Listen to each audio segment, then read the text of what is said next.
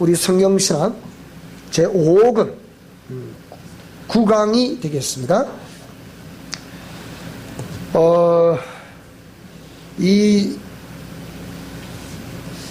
어찌 보면 여러분들이 이렇게 교회에서도 많이 이렇게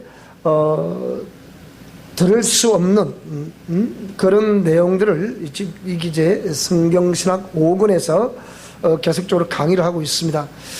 레위기의 5 제사도 그렇고 절기들도 그렇고 이런 것들이 뭐 절기 때나 혹가다 한 번씩 전하지 이렇게 계속해서 성경 말씀을 이렇게 성경 신학을 통해 가지고 이게 창세 이전부터 하나님의 예정과 경륜으로부터 시작해서 신이신 그분은 어떤 분이시다라는 것을 우리가 쭉쭉 공부를 해왔습니다.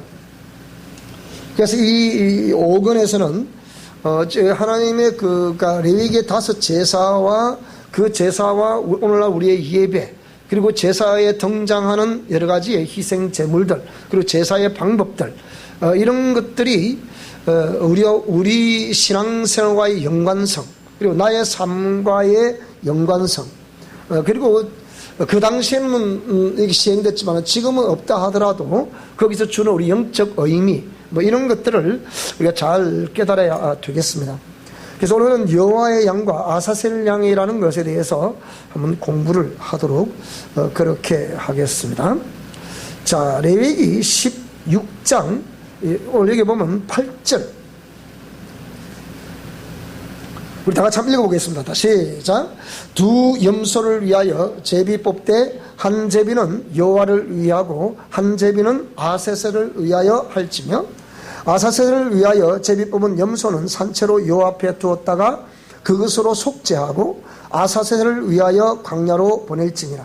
염소를 아사셀에게 보낸 자는 그의 옷을 빨고 물로 그의 몸을 씻은 후에 진영에 들어갈 것이며 이렇게 우리가 처음에 성막 제도에 있어서 성막 제도의 맨 첫 기구가 뭐라 그랬죠? 번제단이라고 그랬습니다. 그러니까 우리가 하나님께 그러니까 이 구약에는 제사법이었으니까 오늘 같은 예배 아니겠습니까? 구약의 제사법은 오늘 시대는 우리 예배로 지금 드려지고 있는데요. 그러면 상황은 다르지만 사실 내용은 어찌 보면 같은 겁니다. 그런데 구약에서는 예를 들자면 그 첫 번제단을 우리가 거쳐야만이 물두멍을 지나서 성소 안으로 들어갈 수 있단 말이에요. 그럼 그 성소를 거쳐서 결국은 지성소에서 스키나의 영광을 우리가 볼 수 있는 거란 말이에요.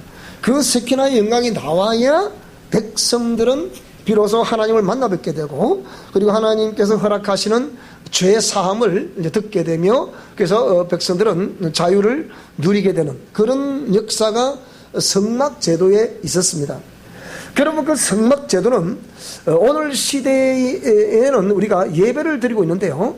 그럼 예배를 드린다고 했을 때 자연인이 예수님을 처음 영접했을 때 예수님은 따르는 자들에게 그랬죠.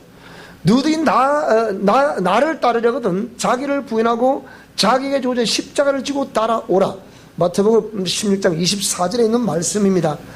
그래서 이 말씀대로 우리가 예수님을 따른다고 했을 때 자기를 부인하고 자기의 십자가를 져야 된다. 그럼 자기의 십자가가 뭐냐 이 말이에요.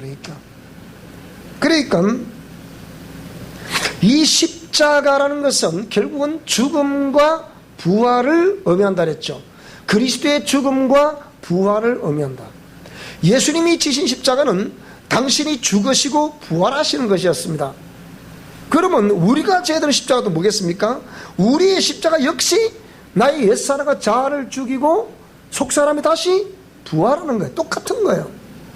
그러면 그렇게 되기 위해서 자연인이 처음 어떤 전도자의 전도를 듣고 교회로 왔을 때 처음 해야 될 게 뭐겠습니까? 그 옛사람과 자아를 죽이는 거예요. 그게 해야 될 일이라니까요.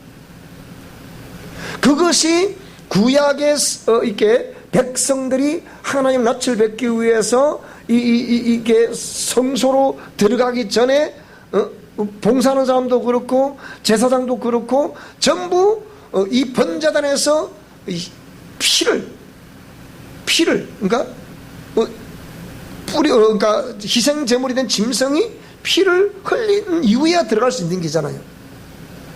그러면 결국은 그 짐승이 번제물로 드려졌다는 것은 우리가 결국은 그 번제물로 드려져야 되는 거란 말이에요. 우리가 번제물로 드려진 이후에라야 비로소 우리가 예배할 수 있는 거란 말이에요. 그 오늘 저와 여러분도 우리가 옛사람과 자아를 죽이고 깨뜨린 이후에 실제 우리가 예배할 수 있는 거란 말이에요. 그런데 이게 복음 중에서 큰 실수하고 있는 것이 뭐냐면 무조건 은혜라, 은혜. 무조건 은혜예요. 그냥 은혜하면 이것도 은혜, 저것도 은혜, 무조건 은혜라는 거예요. 이렇게 되니까 성도들이 하나님께 예의를 갖춰서 예배를 드려야 되는데 이게 이제 부족하다는 거예요. 요즘은 노래도 그런 노래가 있대요. 나는 예배자입니다. 이래가지고 그 예배자 노래도 있더라고요. 그 예배자가 되는 것은 뭡니까? 우리 자신이 옛사람과 자아를 번제물로 하나님께 드린 다음에 그 불태워 그 향기로 드리는 제사가 번제잖아요. 그래서 이 기구가 번제단이었단 말이죠. 그러면 저와 여러분이 드리는 그 희생 제물이 되었던 그 짐승의 냄새가 하나님께 상달되어야만이 출입이 허락이 되는 거란 말이에요. 그렇지 않으면 내가 거룩하니 너희도 거룩하라는 이 말씀에 정면 위배가 되기 때문에 그 거룩한 향기가 번제물로 태워들어서 그 향기가 하나님께 상달되지 않으면 우리는 그 출입할 수 없는 거예요. 이게 이제 성막의 제도였고, 그것이 오늘 신학시대에 사는 저와 여러분 우리의 옛사람과 자아를 죽이고 깨뜨린 이후에나야 실제 예배가 이렇게 드려지는 것이 하나님이 기뻐 받으실 수 있는 그런 예배다. 그래서 로마서 12장 1절에 그랬죠. 로마서 12장 1절에 이 거룩한 산 제사에 대해서 말씀하면서 여기에 자, 그러므로 형제들아 내가 하나님의 모든 자비하심으로 너희를 권한다. 너희 몸을 보세요. 몸을 드려야지. 너희 몸을 하나님이 기뻐하시는 거룩한 산 제사로 드리라. 이것이 바로 너희가 드릴 영적 예배다. 이랬단 말이에요. 그러면 그것이 결국 이제는 뭐라 그랬습니까? 너희는 이 세대를 본받지 마라. 오직 마음을 새롭게 함으로 변화를 받아 하나님이 선하시고 온전하신 기뻐하시고 온전하신 뜻이 무엇인지 분별하도록 해라. 그래서 이걸 분별한 다음에 하나님께 예배를 드리는 그것이 거룩한 산 제사, 영적 예배라 이 말입니다. 무슨 말씀이 되죠? 그러니까 성막의 제도와 오늘 신학시대 예배가 또 그리고 자연인이 세상에서 전도자의 전도를 받고 교회를 나와가지고 하나님께 신앙생활 첫 신앙생활 할 때부터 요렇게 해야 정상이다. 무슨 말씀이 되죠? 그런데 우리가 신앙생활 잘 해봐서 알지만 요거 처음부터 요 작업을 하지 않으면 평생에 이것 때문에 고생을 하는 거예요. 평생 신앙생활에 하면서 고생을. 지난 주간에 서울에서는 한 집사님이 왔어요. 이 3대째 모태신앙이라고 그러더라고요. 우리 주위에 3대째 모태신앙 찾아보기 힘들어요, 여러분.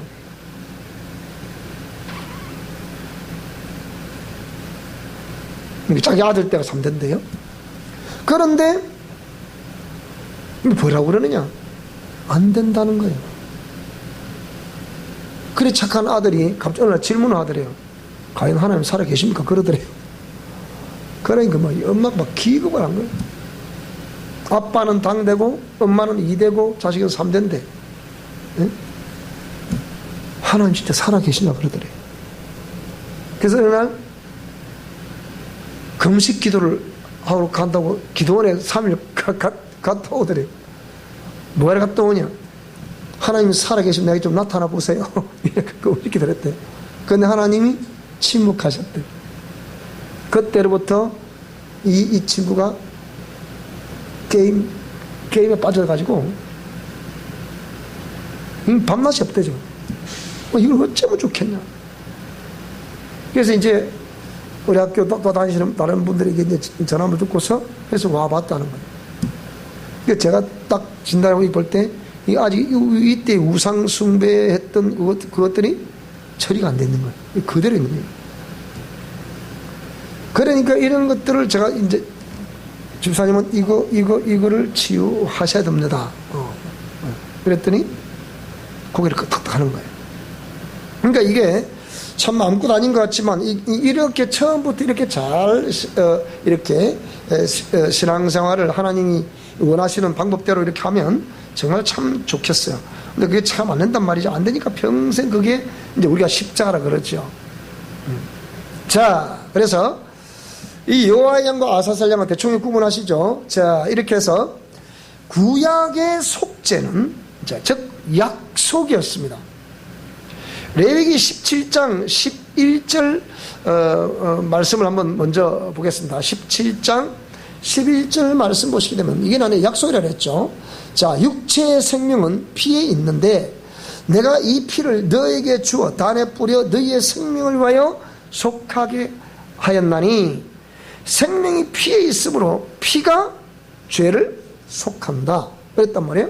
그러면 구약에는 결국은 이 히브리서 8장, 자, 우리 히브리서 8장을 넘어가 볼까요? 그러면 히브리서 8장을 넘어가 보면 그러면 이렇게 자세히 이 8장을 쭉쭉쭉 읽어보면 다 그런 내용들이에요.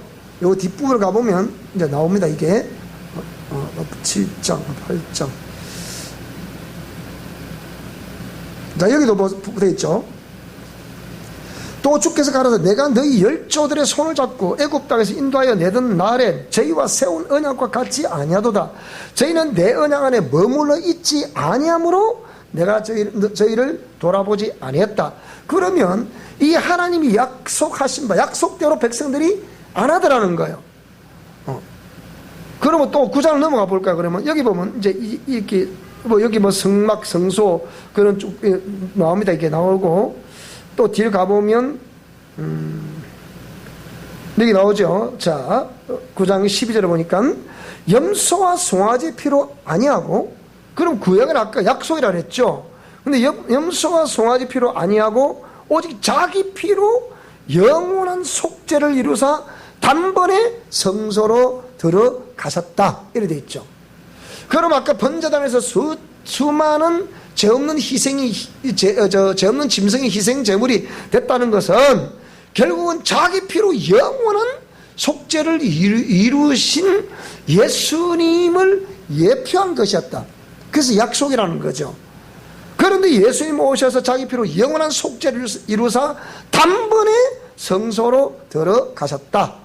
그래서 염소와 황소의 피와 및 암송아지의 죄로 부정한 자에게 뿌려 그 육체를 정결케 하며 거룩케 하거든 하나님은 영원하신 성령으로 말미암아 흠없는 자기를 하나님께 드린 그리스도의 피가 어찌 너희 양심으로, 잘 보세요, 너희 양심으로 죽은 행실, 오늘 정말 여러분 우리 정말 양심으로 우리가 죽었냐 이 말이야. 여기 대답할 수 있어야 돼. 내 양심으로 진짜 주님 저는 나의 옛사람과 자아가 십자가 죽었습니다 이렇게 말할 수 있겠냐 이 말이에요. 그렇죠? 그러니까 우리 모두가 그래서 양심으로 죽은 행실에서 깨끗하게 하고 살아계신 하나님을 섬기지 못하겠느냐. 예수님의 피가 그렇다는 그 얘기죠. 그러니까 우리는 우리 양심으로 우리 죽었다 말았다 이렇게 참 표현하기 그렇죠. 그래서 이 일을 인하여 그는 새 언약, 새 언약의 중보단 새 언약 그러니까 새 언약은 무조건 예수의 피로 통용되는 것이다 이렇게 딱 말을 하거든요. 새 언약은 예수의 피로 되는 것인데, 근데 그게 옛날에 죄 없는 짐승의 피를 흘려서 이렇게 희생 제물이 됐던 것처럼, 그럼 그 죄 없는 짐승이 오늘 저와 여러분들이잖아요. 그럼 우리가 우리 양심을 보더라도 우리 양심에도 그는 어긋나지 말아야 된다는 그 얘기죠. 그러니까 어긋나지 말아야 된다보다 양심으로 우리가 우리 자신, 내가 정말 나의 옛사람이 십자가 못 박혀 죽었다, 이렇게 말할 수 있을 정도까지 우리가 된다는 거죠. 그럴 때 베푸신 게 뭐라고요? 이 주님의 은혜다. 은혜라는 게 무조건 은혜라 그러니까 공짜로 그다 잡아 당겨만 쓰면 되는 걸로 생각하거든요.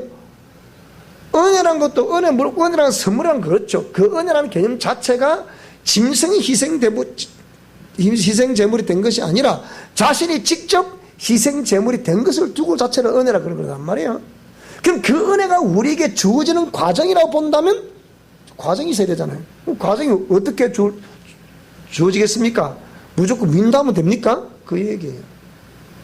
용서라는 것이 가해자가, 즉 죄인이 내가 이러한 죄를 지었으므에 용서해 주세요. 자신이 죄인임을 고백해야 용서해 준다 그랬잖아요. 상식 아닙니까 그거는? 그러면 그와 똑같이 은혜를 받는 것도 우리가 죄인임을 고백해야 그게 은혜가 되는 거란 말이에요. 받을 수 있는 거래. 그렇잖아, 그죠? 그게 공짜란 것이 없다고 얘기. 그러니까 쉽게 얘기하면 은혜가 또 보통 공짜라 그러죠. 공짜는 공짜죠. 응? 공짜인데 공짜도 법칙이 있어. 그러니까 무슨 법칙이요? 내가 죄인임을 깨닫고 그 죄인임을 철저히 고백해야 된다는 거예요. 그래야만이 그에게 은혜를 그냥 베풀어 주는 거죠. 어떤 걸 요구하지 않고. 그 얘기단 말이에요. 자, 그래서 구약의 속죄는 언약이었다. 그 각종 짐승의 피로 그 이제 약속을 이렇게 이제 맺게 된 거죠. 근데 짐승의 피는 그러면 이 짐승은 죄와 상관이 있습니까?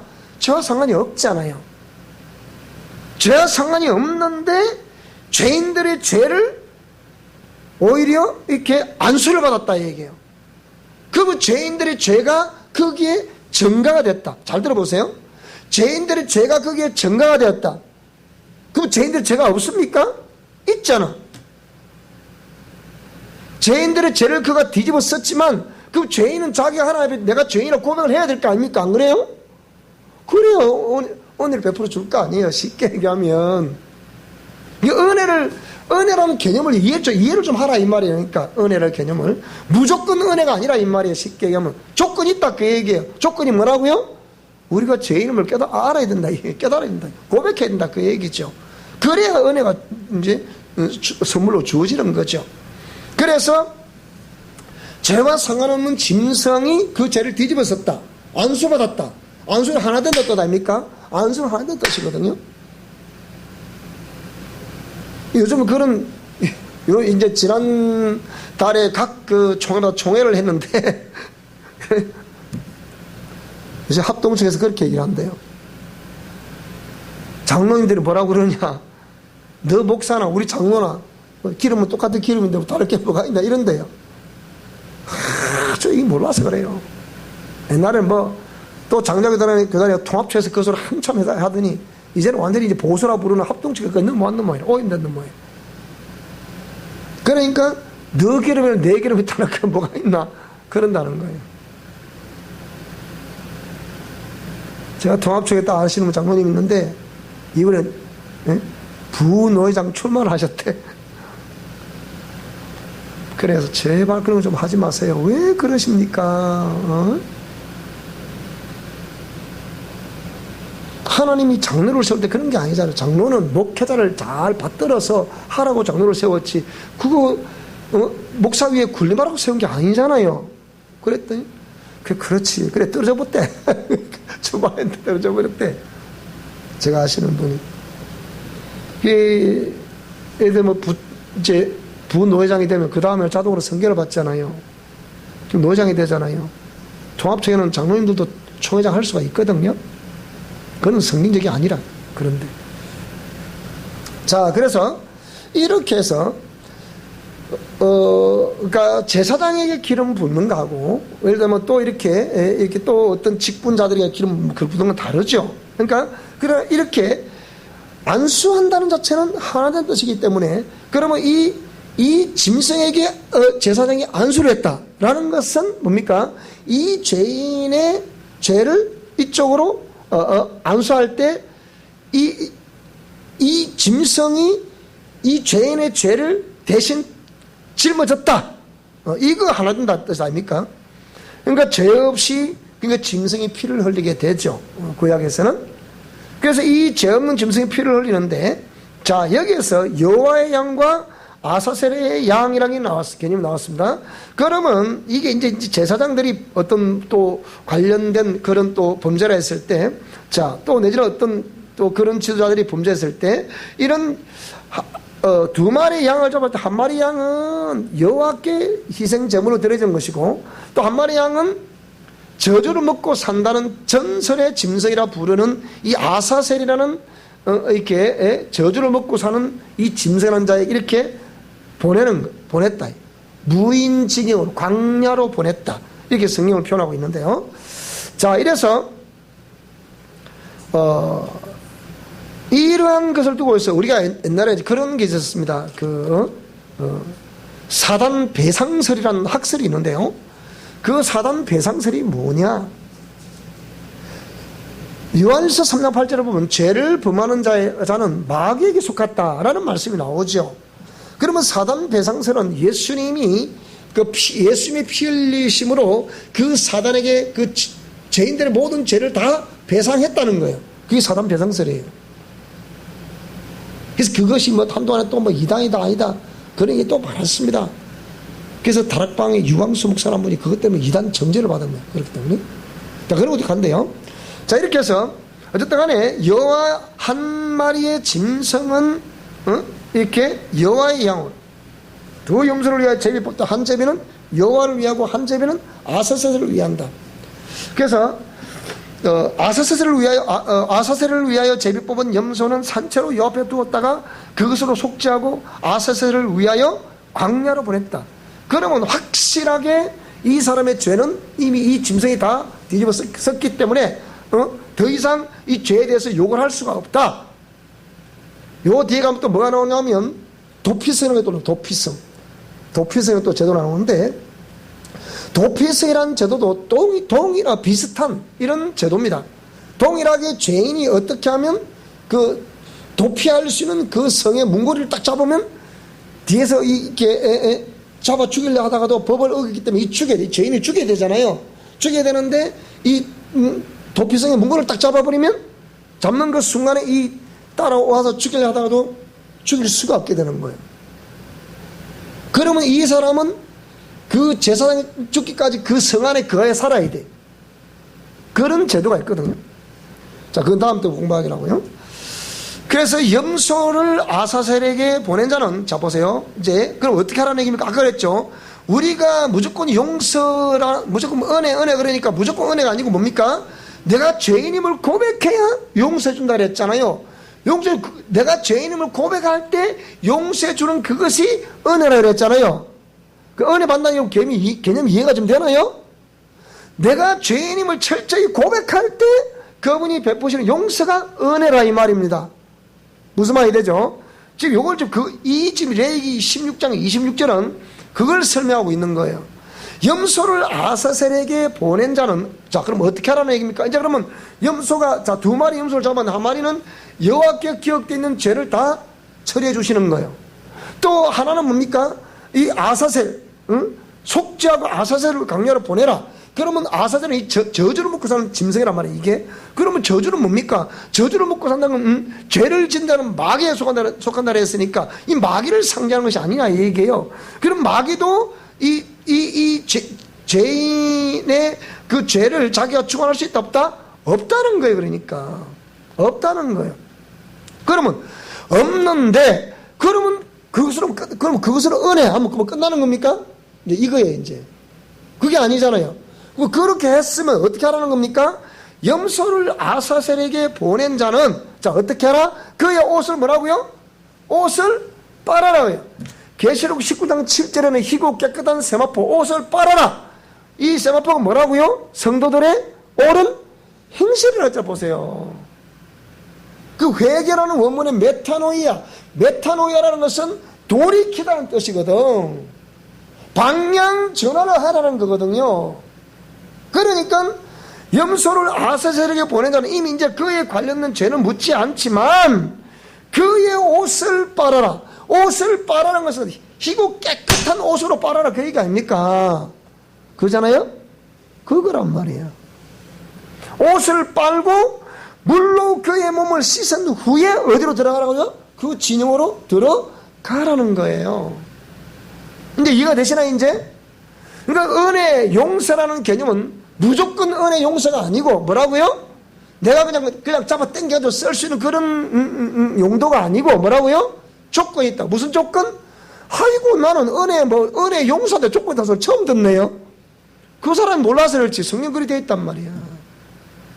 이게 지금 우리 복음 중에 아주 실수하는 것 중에 하나가 이거라니까요. 무조건 은혜라는 거야. 그게 아니라니까. 지금 이해가 되시나요, 이제? 그래서 염소를 아사셀에게 보냈으니까 이 염소가 이미 죄를 다 뒤집어 썼잖아, 그죠? 예수님 다 뒤집어 썼다, 이 말이에요, 예수님이 다 뒤집어 썼으니까 그 다음에 어떻게 할 것이냐? 그 다음 내가 할 일이 남았잖아, 그러니까. 이해가 되시죠? 내가 좀 설명을 잘하는데 이해가 내가 모르겠는데 이해가 되죠? 된다는 겨 안 된다는 겨 반응이 하나도 없네 그렇게. 그러니까 염소가 이미 다 죄를 뒤집어서 아사셀을 보냈으니까 또 하나님께 또 드렸으니까 뭐라고요? 이미 하나님께 드렸잖아. 산채로 요압 희생 제물로 이미 염소를 한 마리는 드렸고 또 한 마리는 이렇게 아사셀을 보낸 걸 놔뒀다가 자 이렇게 안수로 그렇게 강령을 보냈다. 그랬으니까 우리가 이미 그 죄에 대해서 상관없다는 법칙은 성립이 됐잖아요. 성립이 됐는데 그럼 이제 그 다음에 이제 그럼 네가 해야 될 일 행하라 그 말이거든. 그럼 네가 해야 될 일이 뭐냐라고 했을 때 그의 옷을 빨아라. 자신의 옷을 빨아라. 옷을 빤다는 얘기는 뭐라고요? 이게 성도들이 옳은 행실을 했으니까 잘못된 걸 돌이켜라 이 말이에요. 쉽게 얘기하면 요렇게 돼야 은혜란 것이 성립이 된다 이 말입니다. 이해되십니까 여러분? 네, 그렇게. 그래서 하나님이 요렇게 우리가 자 그러면 염소를 아사셀에게 보냈다는 것까지는 예수님이 우리 죄를 다 뒤집어 쓰시고 용서해 주셨다는 그 법칙을 성립할 수 있다. 그 법칙이 성립됐으면 그러면 죄인인 너가 그럼 어떻게 해야 될 것이냐? 요렇게 될 때 이 꼴은 답이 나오는 은혜라는 답이 나온다 이 말입니다. 무슨 말이 됩니까? 그 말이죠. 그래서 너의 옷을 빨고 물로 너의 몸을 깨끗하게 씻어라. 깨끗해지라 이 말이죠. 쉽게 하면 다시는 그렇게 하면 안 되잖아. 그러면 무슨 말이 되죠, 그죠?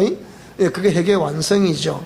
그러니까 용서라는 것이 우리가 죄인임을 고백할 때 이제 이렇게 고백할 때 우리가 매일 고백을 하잖아요. 이렇게 고백하면 됩니까? 요 옷을 빨아라 잘 보세요.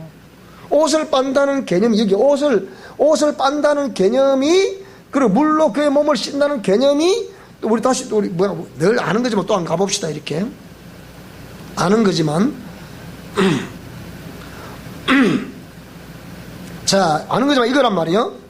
자 우리가 그러면 우리가 이렇게 했을 때 결국은 예수님 품 안으로 들어가는 거 아닙니까? 그러니까 우리가 즐거워하고 크게 기뻐하여 그에게 영광을 돌리세 어린 양의 혼인계가 하나님 우리와 함께 하시다. 임마누엘 하나님 우리와 함께 하시다. 그럼 하나님이 우리가 이 은혜에 의해서 하나님 우리가 영접할 수 예수님을 영접할 수 있는 게잖아요.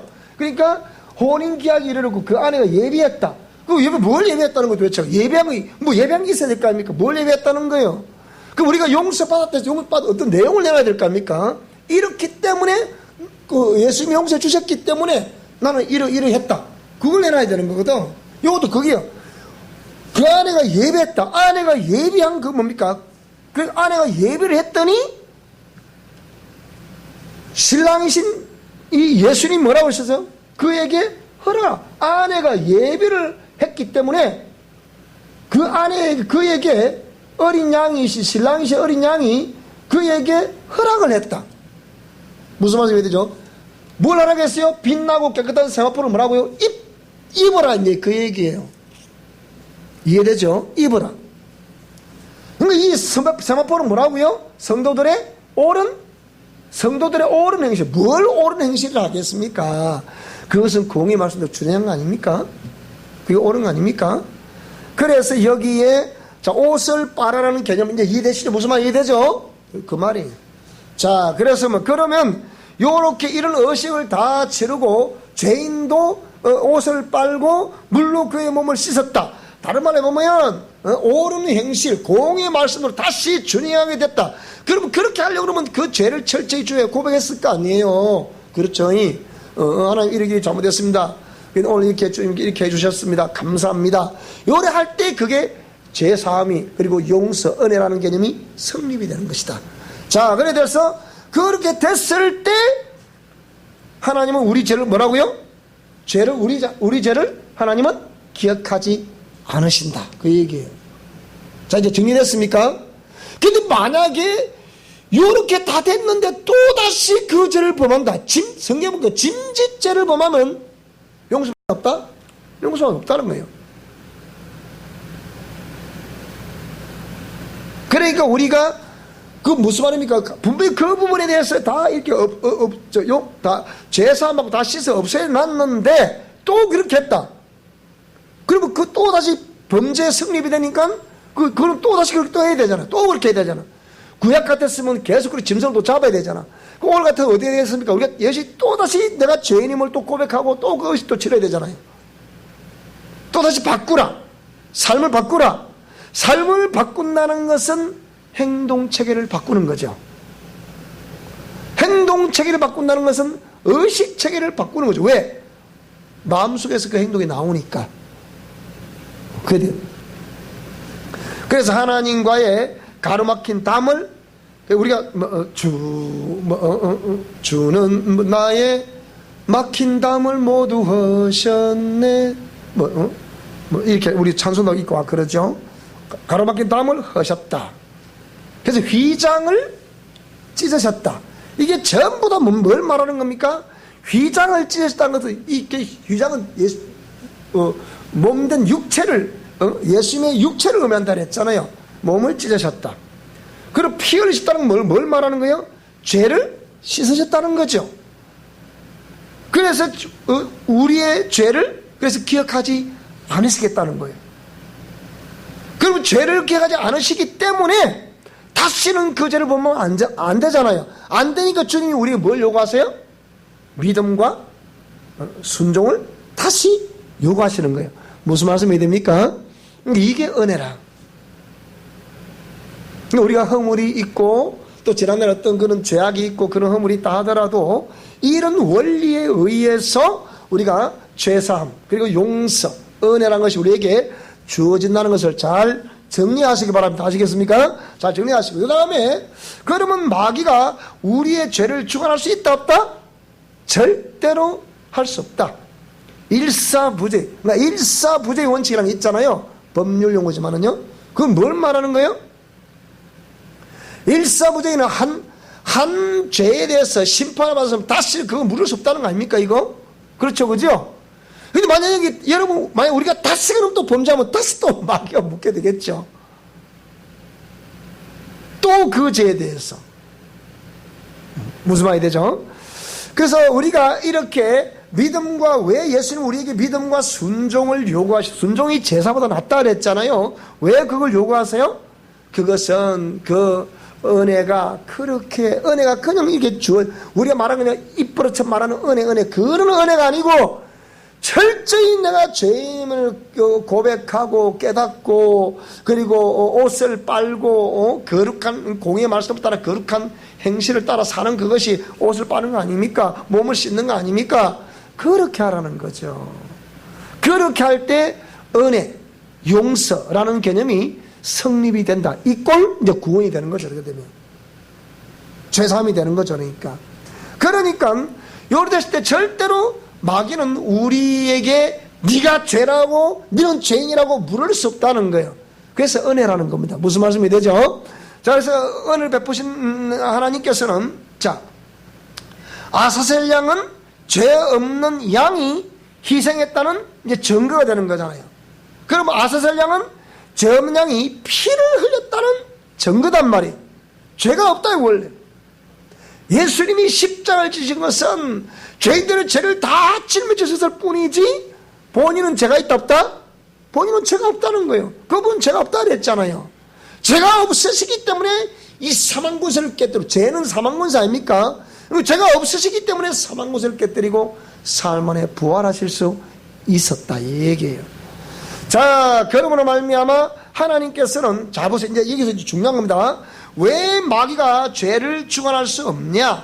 하나님께서는 그런 희생된 예수님이 계셨기 때문에 하나님께서는 자, 마귀의 죄의 권세를 뭐라고요?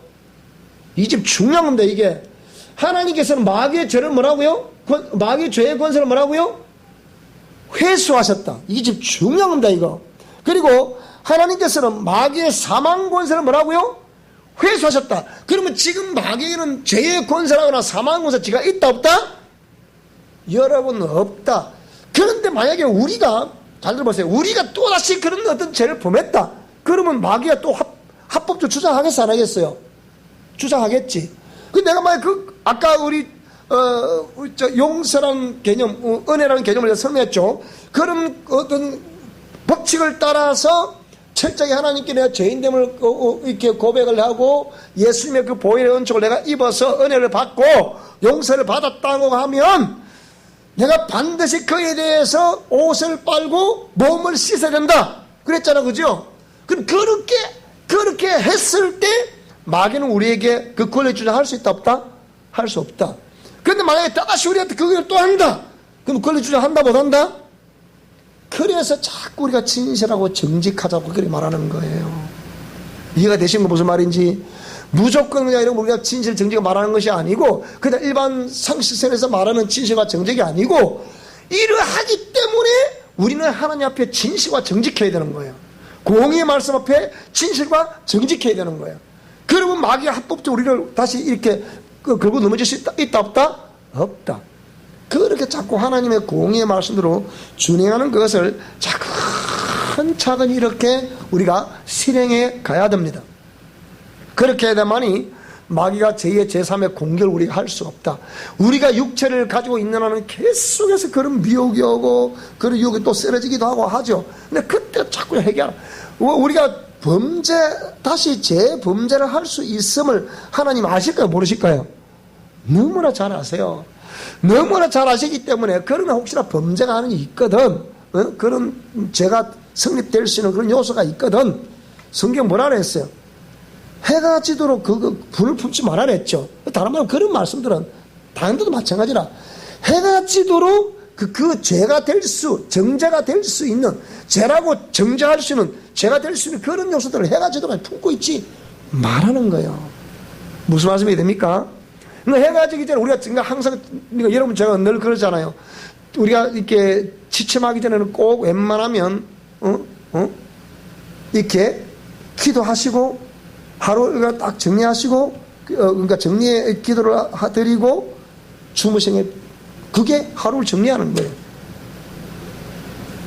내일은 안 몰라요. 하루하루 살아요. 그러잖아요.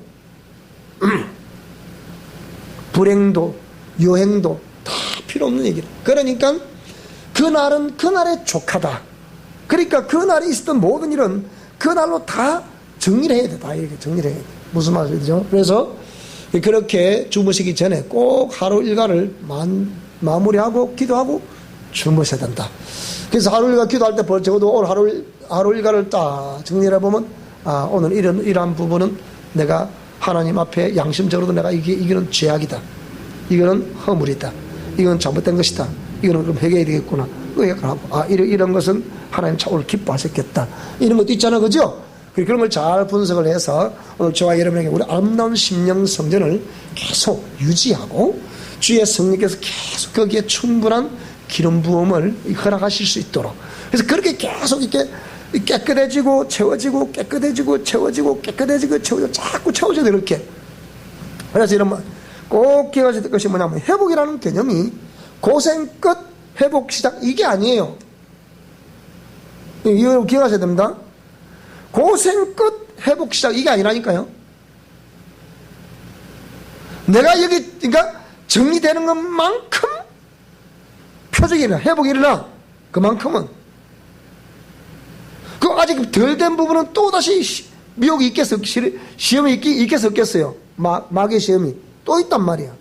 그걸 또 하나님의 공의 말씀 또 이길 때 내 심령은 깨끗해지고, 깨끗해진 정결한 심령의 그러니까 영역은 넓어지고, 무슨 말이 되죠? 그죠? 영역은 넓어지면 또 그만큼 또 회복이 일어나고, 또 어떤 제대되지 못한 그 부분 때문에 또 시험이 또 있겠어, 없겠어요? 또 있다니까? 또 그걸 또 이기면 또 그만 또 넓어지고, 넓어지니까 그만 회복이 오고. 이거를 너무 정확하게 옵니다, 이거. 여러분, 그래서 내가 그냥 하라는 얘기는 아니네. 그 내가 우리 학교에서는 참 하나님 그래도 우리 학교 자체에 그런 좋은 모델을 하나 주셨어요. 여러분, 우리 매일 우리가 있지만은요, 그런 모델이 특히 나는 내가 지금 숱한 사람도 봤지만 이렇게 철저하게 실천하고 철저하게 몸을 주는 사람 딱 내 생애 처음이야. 이런 사람 본 지가 처음이야. 철저히 묻고 철저히 시행하고. 그러니까 이 장면 바로 밑에라, 바로 밑에. 회복이 바로 밑에야, 이게. 너무 그게 보이는 거야, 이게. 너무 그게 탁탁탁 보이게 이렇게. 아, 나 그 사람 놀랐습니다. 정말 놀랐어요. 나는 그 사람 반드시 될 거라고 봐요. 그러니까 제가 그랬잖아요. 각 가문의 우상숭배의 부정영향이 내려오고 있는데요. 그것이 다양한, 왜 세포 속에 있다 박혀있기 때문에 다양하게 나타난단 말이에요, 그게. 여러분, 그게 여러분, 제가 철저히 이를 악물고, 정말 이 멘토링을 받으면서 이렇게 탁탁탁 이렇게, 조언을 받으면서 잘 이렇게 할 때, 그게 최하 3년, 최후는 5년까지 걸린다니까, 그게. 털비 걸려. 중간에 포기했다, 그거 다시 또 시작해야 돼. 그래서 제가 이제 중간에 포기할 수 없다, 그 말이. 왜? 포기해버리면 또 다시 돌아가야 되잖아요, 이게. 애써 힘써 왔는데, 자꾸 시험하는 존재가 자꾸 옆을 돌아보게 만들지, 뒤로 돌아보게 만들지, 또 다른 또 미혹을 또 주지, 또 이리 쓰러지고 저리 쓰러지고. 그래서 제가 그걸 가만히 보고 있죠, 이렇게. 저렇게 해서 애쓰고 해놨더니 하루아침에 물거품이 돼요. 그걸 보면서, 이건 무엇입니까? 그럼 이걸 정말 이 사역을 해야 되는 거 말아야 되는 거. 제가 때는 그렇게 또 올 때가 있어요. 왜? 그게 힘든 건 제가 알아요. 제가 힘들었으니까. 굉장히 힘들거든요.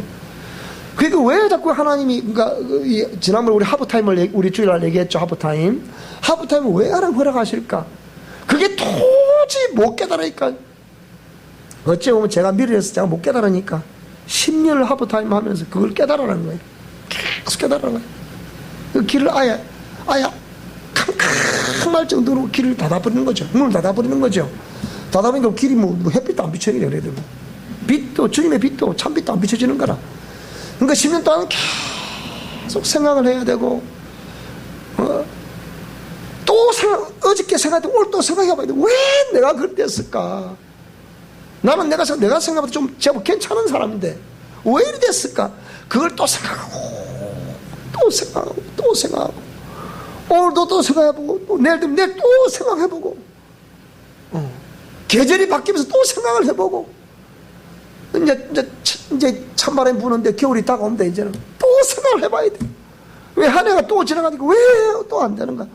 여러분이 이게 그렇게 해서 탄생된 게 우리 영성실천 원리라고요.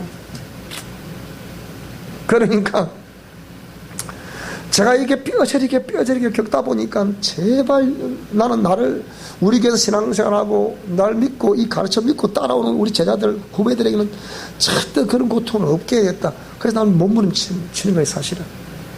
제 개인적으로는요, 목회에 별 관심 없어요. 왜 그러냐? 이거요, 하나님이 영이 개입하지 않으시면 될 수가 없는 거거든요, 목회 이거는요. 여러분, 그래 안 그래요?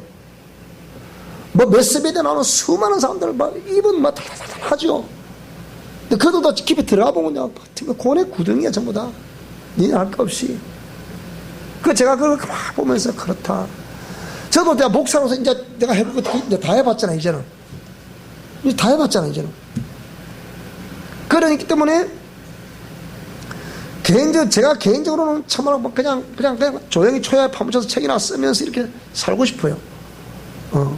왜 내가 이렇게 이걸 가르치면서 또 그 마음대로 안 되니까 또 속이 타야 되고, 막 애가 터져야 되고.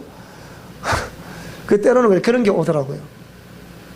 요건 제가 지금 현재 이 시점에서 이제 겪는 고통이에요. 제가 겪는 고통이라고, 그게. 이걸 계속 이렇게 주장을 해야 되느냐, 말아야 되느냐. 근데 안 할 수 없잖아, 맞는데, 이게. 내가 아무리 봐도 맞아, 이게. 아무리 봐도 맞고, 아무리 봐도 성경이 맞아. 오늘도 이 용서라는 개념, 이 은혜라는 개념 내가 설명했잖아요. 틀렸습니까, 그게? 나 아무리 봐도 맞아, 그게. 성경 말씀도 있잖아, 그게. 있는데 그게 어째 자꾸 은혜 이렇게 그냥 거저 받을 수 있는 거로 그냥 믿습니다. 립서비스 하면 되는 걸로 이렇게 생각한단 말이에요. 성경이 그렇게 말하고 있지 않거든. 그러니까 이런 말씀을 들으면 여러분들 딴 데 가서 말씀 들을 수가 없어요. 어찌 들려? 아니, 안 들다 그 말씀이. 저건 벌써 이런 말씀 딱 들으면 저거는 성경에 어쨌든 목사님 이렇게 말씀하시던데 이거 성경 기록이 되어 있던데 그거 왜 그렇게 하냐? 근거가 이 책에 있잖아요. 앞으로 책 다 추가해 낼 거네. 책 좀 다 이거. 이 근거 다 있잖아요, 여기에. 좀 전에 책 읽었잖아, 성경도. 그러니까 이런 것을 여러분, 맞으면 맞다 세봐. 딱 이대로 빨리 실천을 하셔야 돼. 그러니까 실천하는 것만큼 회복된다. 그랬죠. 실천하는 것만큼 회복돼요, 여러분. 실천 안 하면 100년, 1000년도 회복 안 됩니다. 틀림없어. 왜? 그게 공의거든, 공의. 공의는 실천하는 것만큼 회복이 되는 거예요. 실천하는 만큼 깨끗해지는 거고, 실천하는 만큼 주의 영이 임하는 거고, 주의 영이 임해야 역사가 있든 없든 할 거 아닙니까? 안 그렇습니까? 그렇단 말이죠. 자, 그래서 오늘은 여호와의 양과 아사셀 양, 그에 관련된 우리 신앙의 삶과 어떤 연관성이 있는가 이걸 좀 살펴봤으니까 또 살펴보고, 이 한 분들하고 참 이해된다는 게 이게 참 제가 최대한 쉽게 설명한다고 하는데 뭐 표현의 한계가 있는지 모르겠습니다만 여러분 잘 이해하셔서 또다시 이 또 동영상 들어보시고 어제 바로 올라가잖아요. 바로 올라가니까 실시간 올라가니까 여러분 이런 구독 신청 딱 해놓고 탁 뜨고 바로 보세요. 저는 옛날에 제가 솔직히 여러분 그냥 제가 자랑하려고 하는 거 아니고요. 제가 그만 딱 이걸 오면요, 그냥 딱 들어가가지고 저도 이 테이블 녹취록을 탁 이렇게 풀기 시작합니다. 한 글자 다 그대로 써요. 한 번 쓰고 두 번, 세 번 딱 쓰면요, 한 번 딱 쫙 쓰고 두 번째로 딱 정서로 다시 내가 알아볼 수 있도록 딱 쓰고 세 번째로 요약 딱 하고 이렇게 하면요, 그 세 번 딱 이게 딱 입력 백힙니다. 이게 우리가 습관이 바뀌는 것이요, 최소한 3년이 걸린대. 3년 동안 계속 또 하면 그 습관이 바뀐대. 정말하면 DNA가 바뀐다는 게 그러니까. 그런 데이터가 나온 거예요, 지금. 3년 동안 계속 그 부분을 또 하고 또. 우리 부모님 그랬잖아요. 운동선수가 새로운 기술 하나 습득하는데요. 옛날 펜싱 칼질이잖아요, 이렇게. 칼질인데, 이 새로운 기술을 국가대표급들이 소유하고 있는 이 새로운 스킬 하나를 전수하고 전수받는데요, 몇 번을 칼을 찔른다 이걸? 10,000번을 찔러. 10,000번을 찔러야 동물적인 감각으로 나온다는 얘기야. 우리 부모님 키가 작잖아요. 근데 그렇게 할 수 있다는 얘기 뭡니까? 그게 10,000번을 찌르면 동물적인 감각이 나온다는 거예요. 동물적인 감각. 그렇기 때문에 그게 될 수 있다는 거예요. 이 무술하는 사람도 이 10,000번을 똑같은 무술하면 그게 고소된다잖아요. 하면 그런데 우리가 이렇게 이 대대로 내려오는 이 우상숭배 부정영향 이게 이 몸에 박혀있는 이걸 바꾸는데 뭐라고요? 3년이 걸린대. 그게. 그러면 보세요. 이게 지금 여러분 주위에 그 인터넷 치고 들어가 보세요. 그래 다 대충 그렇게 말해요. 그렇게 뭐 정확한 건 아니지만은. 그러니까 그렇다고 하면 이게 이상구 박사도 이 유전자는 바뀔 수 있다 얘기를 하는 거거든요. 이상구 박사도 유전자 바꿀 수 있다. 어떻게 바꿀 것이냐? 근데 세상에서는 유전자를 바꿀 수 있는 방법이 없어. 세상에서는 그대로 숙면, 이것이 운명이다. 그대 받아들인다니까. 근데 유일하게 DNA를 바꿀 수 있는 것은, 또 유전 정보를 바꿀 수 있는 것은 하나님 말씀밖에 없어요. 그 답이 나오네. 그럼 하나님의 공의 말씀으로 유전자를 바꿀 수 있다. 그럼 공의 말씀에 의해서 성령이 개입하시면 이게 바꿔진다는 거야. 그게 그러니까 우리가 옛사람과 자를 주의 깨뜨리고 이 옛 습관을 교정하는, 왜? 그게 계속 그 습관이 끄서 나왔으니까. 이걸 교정하는 뭐라고 제가 3년에서 5년 걸린다 그랬죠? 정확합니다, 이거. 정확하다니까요. 그럼 여러분이 계속해서 이게 회개기도 하는 것과 이 끊는 것과 그 명령기도 하는 것과 보혈사회 하는 것과 옛 습관 교정, 이거를 정말 줄기차게 3년 5년 해서 하세요. 하시라니까요. 3년, 5년 그 깁니다, 그건데. 근데 긴데 계속 하다 보면 짧습니다. 벌써 우리 서울 학교가 이제 4년 됐잖아요. 그러니까 이 자매는 지금 근 4년을 그렇게 실시하고 있다는 거지. 그런데 확실히 이번에도 막 하나님 막 뭐 오늘 왔더라고. 어저께 지난주 월요일 왔더라고요. 그저께 월요일 왔는데 뭐라고 그러냐, 또 회복된 걸 그렇게 가져온 거예요. 그렇게 안 되다가 처리가 됐어. 처리가 되니까, 처리되면서 된가 동시에 한꺼번에 돈이 5천만이 들어왔다.